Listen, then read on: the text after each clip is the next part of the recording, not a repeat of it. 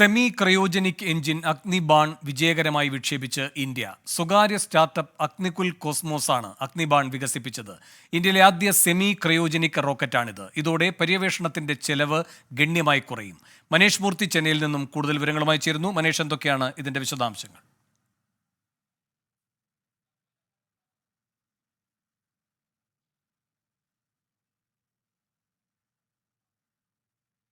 മനേഷ് മൂർത്തി അല്പസമയത്തിനകം വിശദാംശങ്ങൾ നൽകാൻ ചേരും. സെമി ക്രയോജനിക് എഞ്ചിൻ അഗ്നിബാൺ വിജയകരമായി വിക്ഷേപിച്ചിരിക്കുകയാണ് ഇന്ത്യ.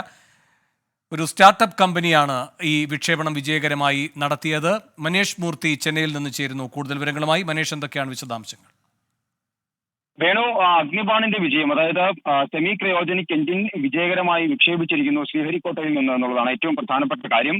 വലിയ തോതിൽ ഗണ്യമായി തന്നെ ബഹിരാകാശ പര്യവേഷണ രംഗത്ത് ചിലവ് കുറയ്ക്കാൻ സാധിക്കുന്ന സെമി ക്രയോജനിക് എഞ്ചിനാണ് ഇന്നിപ്പോൾ വിജയകരമായി തന്നെ ലക്ഷ്യം കണ്ടിരിക്കുന്നത്. ഏകദേശം 4 തവണ മാറ്റിവെച്ച ഒരു വിക്ഷേപണമായിരുന്നു ഇത്.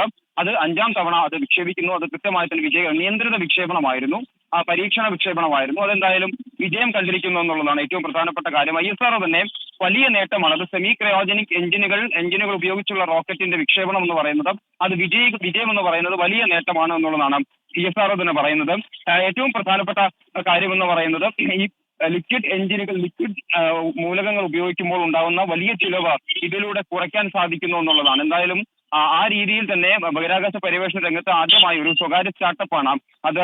സ്വകാര്യ സ്റ്റാർട്ടപ്പായിട്ടുള്ള അഗ്നികുൽ കോസ്മോസ് ആണ് അഗ്നിബാൺ വികസിപ്പിച്ചെടുത്തത്. അത് വലിയ തോതിൽ ബഹിരാകാശ രംഗത്ത് വലിയ രീതിയിൽ തന്നെ ഗുണകരമാകും എന്നുള്ളതാണ് ISRO തന്നെ പറയുകയും ചെയ്യുന്നത്. മനേഷ് മൂർത്തിയാണ് ചെന്നൈയിൽ നിന്നും വിവരങ്ങൾ നൽകിയത്. വിധി ദിനത്തിൽ 24 മാജിക് ജൂൺ 4 ചൊവ്വാഴ്ച രാവിലെ 5 മണി മുതൽ 24-ൽ.